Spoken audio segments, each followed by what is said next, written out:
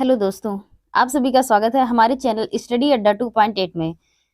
तो आज से हम लोग क्या करें, आज से हम लोग सामान्य ज्ञान सार संग्रह करेंगे। ठीक है। तो ये जो पुस्तक है हमारी वो युक्ति प्रकाशन से है और इसके अंतर्गत जो हमारे सामान्य ज्ञान सार संग्रह है, इसमें जो सामान्य ज्ञान से रिलेटेड क्वेश्चन जो हमारे हैं, जो फैक्ट है इसके अंतर्गत, वो हमारे 25,000 प्लस फैक्ट है। ठीक है। तो उसको अब हम लोग अच्छे से करेंगे। ठीक है। और इसका जो पीडीएफ होगा वो हमारे टेलीग्राम चैनल स्टडी अड्डा 2.8 पे आप लोग को प्रोवाइड करा दिया जाएगा। ठीक है। तो चलिए इसके सिलेबस देख लेते हैं हम। इसका सिलेबस क्या है, इस पुस्तक में जो भी है सिलेबस इसका देखते हैं पहले। तो हमारा जो सिलेबस हो जाता है वो क्या है। अध्याय 1 है भारत का इतिहास। भारत के इतिहास में क्या है, प्राचीन इतिहास। ठीक है। प्राचीन इतिहास के अंतर्गत पहला है सिंधु घाटी या हड़प्पा सभ्यता, दूसरा हमारा वैदिक सभ्यता और तीसरा हमारा बौद्ध धर्म या जैन धर्म। ठीक है। सॉरी, बौद्ध धर्म हुआ, जैन धर्म। और चौथा जो हमारा जनपद काल। इसी तरीके से हमारे जो ये सिलेबस है। ठीक है। तो ये जो सिलेबस की पीडीएफ है वो हमारे चैनल स्टडी अड्डा 2.8 टेलीग्राम चैनल पे आप लोग को मिल जाएगा। तो वहां से आप लोग डाउनलोड कर लीजिएगा। ठीक है। तो इसके आगे चलिए देखते हैं हम फैक्ट। फैक्ट अब हम लोग देखेंगे। तो पहला हमारा क्या है, अध्याय 1 भारत का इतिहास। और भारत के इतिहास में हमारा पहला क्या होगा, प्राचीन भारत से। ठीक है। प्राचीन भारत के अंतर्गत हड़प्पा या सिंधु या हड़प्पा सभ्यता। ठीक है। इससे रिलेटेड हमारा फैक्ट होगा। तो चलिए देखते हैं हमारा पहला फैक्ट क्या है। इसको मैं थोड़ा जूम कर लेती हूँ जिससे अच्छे से दिखे। तो चलिए हम पहला फैक्ट देखते हैं। हमारा पहला फैक्ट क्या है, हड़प्पा सभ्यता का पहला फैक्ट हमारा है, हड़प्पा सभ्यता का सर्वाधिक मान्यता प्राप्त काल है। हड़प्पा सभ्यता का सर्वाधिक मान्यता प्राप्त काल है 2500 ईसा पूर्व से 1750 ईसा पूर्व। क्या है, 2500 ईसा पूर्व से 1750 ईसा पूर्व। अब दूसरा फैक्ट हमारा क्या है, सिंधु घाटी की सभ्यता में घोड़े के अवशेष कहाँ मिले हैं। सिंधु घाटी की सभ्यता में घोड़े के अवशेष कहाँ से मिले हैं। तो कहाँ से मिले हैं, सुरकोटदा से। कहाँ से मिले हैं, सुरकोटदा से। ठीक है। अब इसके आगे देखते हैं हम, सिंधु घाटी स्थल कालीबंगन किस प्रदेश में है। सिंधु घाटी स्थल कालीबंगन किस प्रदेश में है। तो हमारा कहाँ हो जाता है, राजस्थान में। कहाँ है, कालीबंगन कहाँ है, राजस्थान में। ठीक है। इसके आगे देखते हैं हम, किस पदार्थ का उपयोग हड़प्पा काल की मुद्राओं के निर्माण में मुख्य रूप से किया गया था। किस पदार्थ का उपयोग हड़प्पा काल की मुद्राओं के निर्माण में किया गया था, वो भी मुख्य रूप से। तो हमारे वो क्या हो जाएगा, कौन सा पदार्थ, सेल खड़ी। क्या हो जाएगा, सेल खड़ी। ठीक है। अब इसके आगे देखते हैं हम, हड़प्पा सभ्यता किस युग की थी। क्या है, हड़प्पा सभ्यता किस युग की थी। तो किस युग की थी, तो हो जाएगा कांस्य युग। किस युग की थी, कांस्य युग की थी। ठीक है। अब इसके आगे देखते हैं, सिंधु घाटी सभ्यता के लोगों का मुख्य व्यवसाय क्या था। सिंधु घाटी सभ्यता के लोगों का मुख्य व्यवसाय क्या था। तो क्या था, व्यापार था। ठीक है। सिंधु घाटी सभ्यता के लोगों के मुख्य व्यवसाय व्यापार था। इसके आगे देखते हैं, हड़प्पा सभ्यता के निवासी थे। हड़प्पा सभ्यता के निवासी थे, वो थे शहरी। हड़प्पा सभ्यता के निवासी कैसे थे, शहरी थे। ठीक है। इसके आगे देखते हैं हम, सिंधु सभ्यता के घर किससे बनाए जाते थे। सिंधु घाटी सभ्यता के जो घर बनाए गए थे वो किससे बनाए जाते थे। तो किससे बनाए जाते थे, ईंट से। ठीक है। किससे बनाए जाते थे, ईंट से। अब इसके आगे देखते हैं हम, हड़प्पा वासी किस वस्तु के उत्पादन में सर्वप्रथम थे। हड़प्पा वासी किस वस्तु के उत्पादन में सर्वप्रथम थे। किसके, कपास के। कपास के उत्पादन में हड़प्पा वासी सर्वप्रथम थे। ठीक है। इसके आगे, हड़प्पा सभ्यता का सर्वप्रथम खोज करता कौन था। हड़प्पा सभ्यता का की खोज किसने सबसे पहले किया था। तो वो थे दयाराम साहनी। कौन थे, दयाराम साहनी। हड़प्पा सभ्यता का सर्वप्रथम खोजकर्ता दयाराम साहनी थे। ठीक है। अब इसके आगे देखते हैं, सिंधु सभ्यता का पत्तन नगर यानी बंदरगाह कौन सा था। सिंधु सभ्यता का जो बंदरगाह था वो क्या था, लोथल। लोथल जो हमारा वो सिंधु सभ्यता का बंदरगाह था। ठीक है। इसके आगे देखते हैं, पैमानों की खोज ने यह सिद्ध कर दिया है कि सिंधु घाटी के लोग माप और तौल से परिचित थे। पैमानों की खोज ने यह सिद्ध कर दिया है कि सिंधु घाटी के लोग माप और तौल से परिचित थे। यह खोज कहाँ पर हुई थी? कहाँ हुई थी? लोथल में। यह खोज कहाँ हुई थी? लोथल में हुई थी। ठीक है, अब इसके आगे देखते हैं हम। मोहनजोदड़ो को किस एक अन्य नाम से जाना जाता है? मोहनजोदड़ो को किस एक अन्य नाम से भी जाना जाता है? तो किससे जाना जाता है? मृतकों का टीला। मोहनजोदड़ो का एक और अन्य नाम जो हो जाएगा वो मृतकों का टीला हो जाता है। ठीक है, अब इसके आगे देख लेते हैं। हड़प्पा सभ्यता का प्रचलित नाम है। हड़प्पा सभ्यता का जो प्रचलित नाम है वो क्या है? सिंधु घाटी की सभ्यता। क्या है? सिंधु घाटी की सभ्यता है। ठीक है, अब इसके आगे देख लेते हैं। कपास का उत्पादन सर्वप्रथम सिंधु क्षेत्र में हुआ, जिसे ग्रीक या यूनान के लोगों ने किस नाम से पुकारा? कपास का उत्पादन सर्वप्रथम सिंधु क्षेत्र में हुआ, जिसे ग्रीक या यूनान के लोगों ने किस नाम से पुकारा? किस नाम से पुकारा? सिंडन। किस नाम से पुकारा है? सिंडन नाम से। ठीक है, सिंधु घाटी सभ्यता जानी जाती है अपने नगर नियोजन के लिए। सिंधु घाटी सभ्यता किस लिए जानी जाती है? अपने नगर नियोजन के लिए जानी जाती है। ठीक है, अब इसके आगे। भारत में खोजा गया सबसे पहला पुराना शहर कौन सा था? भारत में खोजा गया सबसे पहला पुराना शहर कौन सा था? तो वो था हड़प्पा। क्या था? हड़प्पा। हड़प्पा जो है वो भारत में खोजा गया सबसे पहला पुराना शहर था। इसके आगे देखते हैं। भारत में चांदी की उपलब्धता के प्राचीनतम साक्ष्य मिलते हैं। भारत में चांदी की उपलब्धता के प्राचीनतम साक्ष्य मिलते हैं। कहाँ मिलते हैं? हड़प्पा संस्कृति में। कहाँ मिलते हैं भारत में चांदी की उपलब्धता के साक्ष्य जो है वो हड़प्पा संस्कृति में मिलते हैं। ठीक है, अब इसके आगे देखते हैं हम। हड़प्पा में एक उन्नत जल प्रबंधन प्रणाली का पता चलता है। हड़प्पा में एक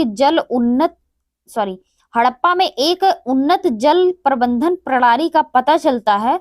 वो कहाँ से पता चलता है? धौलावीरा में। ठीक है, धौलावीरा में पता चलता है कि हड़प्पा में एक उन्नत जल प्रबंधन प्रणाली है। ठीक है, अब इसके आगे देख लेते हैं हम। हड़प्पा सभ्यता की खोज किस वर्ष हुई थी? हड़प्पा सभ्यता की खोज किस वर्ष हुई थी? तो वो हुआ था 1921 में। 1921 में हड़प्पा सभ्यता की खोज हुई थी। ठीक है, इसके आगे देखते हैं हम। हड़प्पा के मिट्टी के बर्तनों पर सामान्यतः किस रंग का प्रयोग हुआ था? हड़प्पा के मिट्टी के बर्तनों पर सामान्यतः किस रंग का प्रयोग हुआ था? तो वो लाल रंग का प्रयोग हुआ था। किस रंग का? लाल रंग का प्रयोग हुआ था। ठीक है, इसके आगे। सिंधु घाटी सभ्यता की विकसित अवस्था में किस स्थल से घरों में कुओं के अवशेष मिले हैं? क्या कहा है? सिंधु घाटी सभ्यता की विकसित अवस्था में किस स्थल से घरों में कुओं के अवशेष मिले हैं? तो वो किस में मिले हैं? मोहनजोदड़ो से। ठीक है, मोहनजोदड़ो से हमें घरों में कुएं के अवशेष मिले हैं। ठीक है, सिंधु घाटी सभ्यता को खोज निकालने में जिन दो भारतीयों का नाम जुड़ा है वे कौन हैं? वे एक हैं तो दयाराम साहनी और दूसरे जो हैं वो राखलदास बनर्जी। ठीक है, सिंधु घाटी सभ्यता की खोज में जो दो भारतीय थे वो एक दयाराम साहनी थे और दूसरे राखलदास बनर्जी थे। ठीक है, अब इसके आगे देखते हैं हम। इसके आगे जो हमारा है, रंगपुर जहां हड़प्पा की समकालीन सभ्यता थी या है। रंगपुर जहां हड़प्पा की समकालीन सभ्यता थी तो वो कहाँ थी? सौराष्ट्र में। कहाँ थी? सौराष्ट्र में। ठीक है, इसके आगे देखते हैं। हड़प्पा एवं मोहनजोदड़ो की पुरातात्विक खुदाई के प्रभारी थे। हड़प्पा व मोहनजोदड़ो की पुरातात्विक खुदाई के प्रभारी थे। कौन थे? Sir John Marshall. कौन थे? Sir John Marshall. ठीक है, अब इसके आगे देखते हैं। आगे का। किस पशु की आकृति जो मुहर पर मिलती है जिससे ज्ञात होता है कि सिंधु घाटी एवं मेसोपोटामिया की सभ्यताओं के मध्य व्यापारिक संबंध थे। क्या है? किस पशु की आकृति जो मुहर पर मिली है, जिससे ज्ञात होता है कि सिंधु घाटी एवं मेसोपोटामिया की सभ्यताओं के मध्य व्यापारिक संबंध थे, वो किस पशु का चिन्ह था? वो बैल का चिन्ह था। ठीक है, जो आकृति मुहर पर मिली थी हड़प्पा काल में, वो बैल का चिन्ह था। ठीक है, अब इसके आगे देख लेते हैं। हड़प्पा के लोगों की सामाजिक पद्धति कैसी थी? हड़प्पा के लोगों की सामाजिक पद्धति कैसी थी? उचित और समतावादी। कैसी थी? उचित और समतावादी। अब इसके आगे देखते हैं।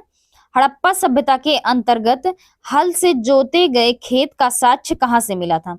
हड़प्पा सभ्यता के अंतर्गत हल से जोते गए खेत का साक्ष्य कहाँ से मिला था?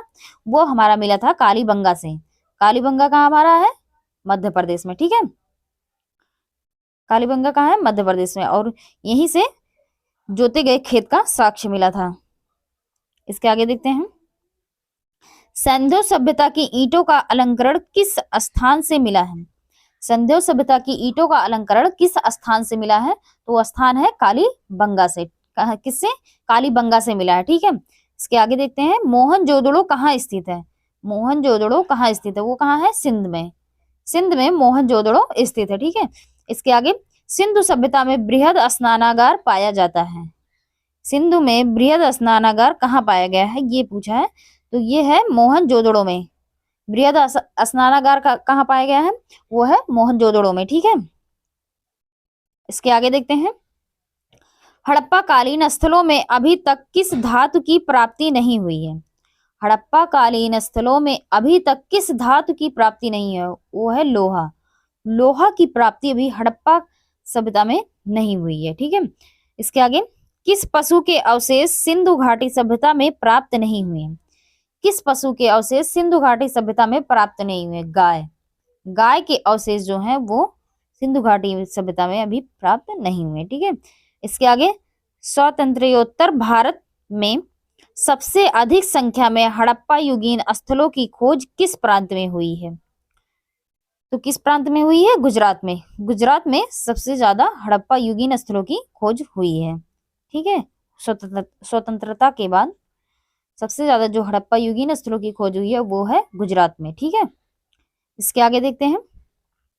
किस हड़प्पा कालीन स्थल से नृत्य मुद्रा वाली स्त्री की कांस्य मूर्ति प्राप्त हुई है? तो वो है मोहनजोदड़ो से। मोहनजोदड़ो से नृत्य मुद्रा वाली स्त्री की कांस्य मूर्ति जो है वो मिली हुई है वहां से, मोहनजोदड़ो से। ठीक है, इसके आगे। हड़प्पा वासी किस धातु से परिचित नहीं थे? हड़प्पा वासी किस धातु से परिचित नहीं थे? वो थे लोहा। लोहा से हड़प्पा वासी परिचित नहीं थे। ठीक है, इसके आगे। किस हड़प्पा कालीन स्थल से युगल समाधान का साक्ष्य मिला? किस हड़प्पा कालीन स्थल से युगल समाधान का साक्ष्य मिला? तो वो है लोथल। लोथल से समाधान का साक्ष्य मिला था। ठीक है, इसके आगे। मानव समाज विलक्षण है क्योंकि यह मुख्यतः आश्रित होता है, किस पे आश्रित होता है? संस्कृति पर। संस्कृत पर आश्रित होता है। ठीक है, इसके आगे। सिंधु सभ्यता संबंधित है आद्य ऐतिहासिक युग से। ये क्वेश्चन है हमारा, ये देखिए यूपीएससी प्री में भी पूछा गया है और ये 39वीं बीपीएससी प्री में भी पूछा गया है। ठीक है, तो इसको थोड़ा ध्यान में रखेंगे। इसके आगे देख लेते हैं। सिंधु घाटी की सभ्यता गैर आर्य थी क्योंकि वह थी, क्या थी? नगरीय सभ्यता थी। सिंधु घाटी की सभ्यता कैसी थी? नगरीय सभ्यता थी। ठीक है, इसके आगे देखते हैं। सिंधु घाटी सभ्यता को आर्यों से पूर्व की रखे जाने का महत्वपूर्ण कारक है। सिंधु घाटी सभ्यता को आर्यों से पूर्व रखे जाने का महत्व कारक क्या है? वो है मृद भांड। क्या है? मृद भांड। ठीक है, इसके आगे। सिंधु घाटी संस्कृति वैदिक सभ्यता से भिन्न थी क्योंकि इसके पास विकसित शहरी जीवन की सुविधाएं थी। सिंधु घाटी जो सभ्यता थी वो संस्कृत वैदिक सभ्यता से भिन्न क्यों थी? क्योंकि इसके पास विकसित शहरी जीवन था और सुविधाएं भी थी। ठीक है, अब इसके आगे देखते हैं। हड़प्पा संस्कृति की जानकारी का मुख्य स्रोत है। क्या है वो? पुरातात्विक खुदाई। हड़प्पा संस्कृति की जानकारी का मुख्य स्रोत क्या है?